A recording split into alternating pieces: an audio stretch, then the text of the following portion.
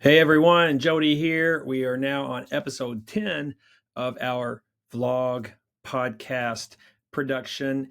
And if you haven't seen one of our episodes yet, which you probably haven't because we just launched in the last few days, then let me bring you up to speed on what we're doing with most of these initial episodes. In social media on the internet, when you get into social media or you get into message boards or Reddits, or communities or whatever, it's common to see people ask questions. And I've done it myself. And I have this question. Let me throw it in the group. And then when I throw it in the group, I'll get 50 different answers from 50 different people who I know nothing about. I don't know what their priorities are or their experience or any of those types of things. And then you get a bunch of, smart alecks or trolls or whatever jumping in, and it never really produces anything good. So what we decided that we would do when we launched this podcast would be to just answer some of these questions that we're seeing, but do it from our perspective and make sure everyone knows our perspective so that you have some context of where we're coming from when we answer these questions. So we are a fee-for-service office. We're down in Florida. We are really focused on doing high-quality dentistry with a hometown environment. Our core values are do the right thing and tell the truth. Like, we really are a hometown practice that's doing very high quality dentistry, but we're not trying to be the Lamborghini of dentistry. We're just a really good hometown dentist. We've built a practice that's now it's fee for service, self-managed, and our owner doctor finds joy in the practice. Our associates love their associateship. Our team finds meaning in their work, and our patients are part of our story. And so what we call it is a dream practice. And so that's the context that I'm going to answer a couple of questions. I actually think I have 3 questions up here that we're going to get in today. Now, we had our VA jump in and scour the internet for questions. And so I am just randomly picking some of these out. And so this first question is, I'm a new owner, and I will say this. I haven't spent hours on these questions. I've read them and I say, well, let's just pop in here and talk through these. I'm a new owner and I'm really struggling with work-life balance. How can I feel less exhausted and have more to give to my spouse and kids? Well, that's the pickle. Owning a practice is hard. Launching a practice is hard. Starting a practice is hard. It's really, really hard. There's nothing easy about it. Being an entrepreneur is a grind that you cannot explain. If you don't own a practice, I can't even explain it to you, what it's like. If you don't have children, I can't even explain to you what it's like to have kids. So it's just one of those things, and you have to go in and really grind it out in the early years of owning your own practice. Now, the advice that I would give you is work really smart. And the things that I would do with the way that we approach things is we believe your culture is everything. So you build your culture first, and then everything builds on top of that. And 2 very important things in the dental world is your human skills, how you handle patients and employees, and your processes. So first thing that I would do is probably take a step back and go, do I have a clear vision on what I want, where my practice is going? Have I communicated that with my team? Do I have my team inspired to go on this vision, go on this journey with me to make this vision happen or make these goals come to life? And so I think that's really important if you want to get out of these really hard early years as soon as possible, or the stress from the early years as soon as possible. So you have to have a vision. And, this seems like this is the kind of thing where you're like, oh, okay, yeah, whatever. Yeah, I want to be like really get in tune with what you're building.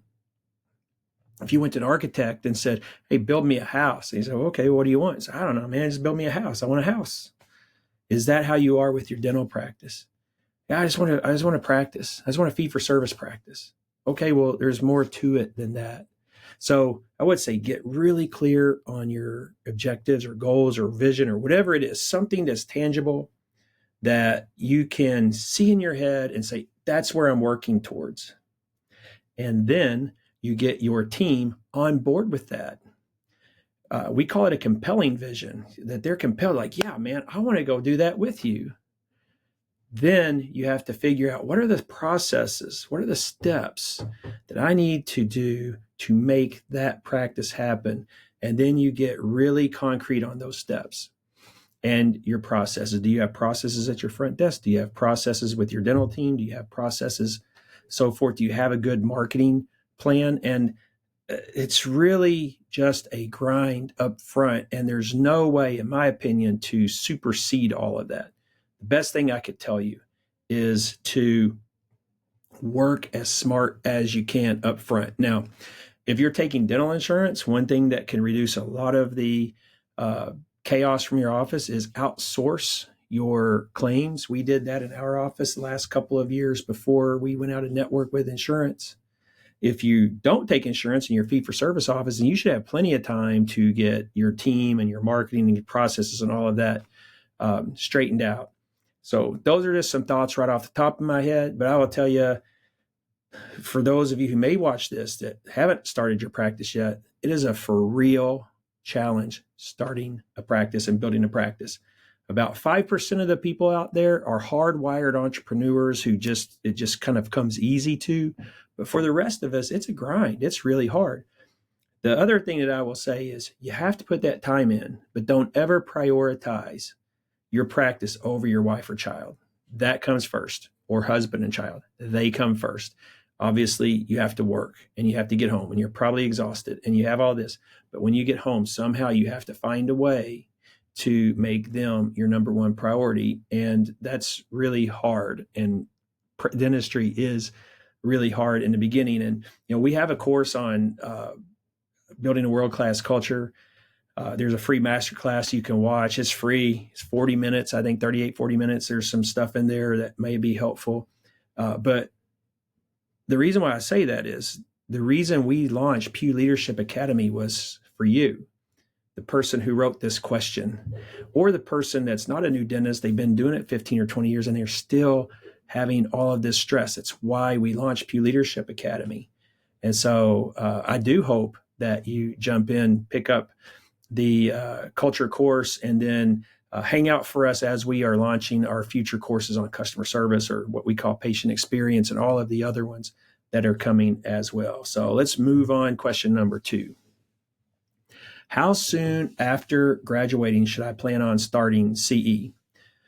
Well, one thing about our practice, we hire associates right out of dental school.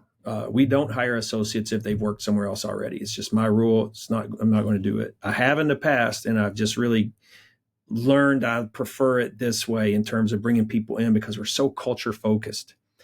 And so our newest associates, they went to implant placing CE pretty soon after getting out of dental school. And this is kind of a clinical question. It's probably a better question for a doctor, but I can tell you that we've had great success with our associates going to placing implant CE and then some other really high level types of continuing education. And so I guess that really depends, but I've seen success with our associates taking the right high quality CE that's going to directly impact what they're doing in their job and what type of dentistry they want to do. All right. Third, final question today. I'm an established doctor in private practice, but I'm losing patients to a new associate. Okay, that could go a lot of different directions. So if you're losing patients to a different associate, obvious question is why? And you have to get into that, dig into that. It's possible that front desk just goes, oh, there's a new associate. We need to get on patients. And they haven't thought through the fact that they're starving you because they're sending these patients over there. I'm assuming that you're an associate as well, whoever wrote this question. So it's very possible. And I've seen this in our own practice. We have a more senior associate. We bring in a couple of younger associates, and then the senior associate sees their patients, new patients dry up. And it's like, whoa, time out. No, we can't do that. We have to still be equitable with how we're pushing patients out there. So first thing I would do is explore what's going on with my front desk, because they are the lifeline of you getting new patients. on your schedule. So that's the first thing I would do. And if that's not really where the issue is, and I think it probably is, but if it's not, maybe look in the mirror. Maybe they are pushing patients over to this new associate because there's something more agreeable about that person. Maybe they like that associate better. Maybe they respect that associate better. Maybe there's something that you're doing that they don't love. And it could be somewhere in that place as well. And the thing that I would tell associates is when you go to work, you want your team to love you. You want your team to go to bat for you. And so you treat them, you bring them into your world. Not like personally, not like, hey, you want to sleep on my couch this weekend? Let's go out and have drinks and do. I don't mean that. What I mean is you bring them into your professional world. You show them respect that they're just as important as anyone else. They're just as important as you.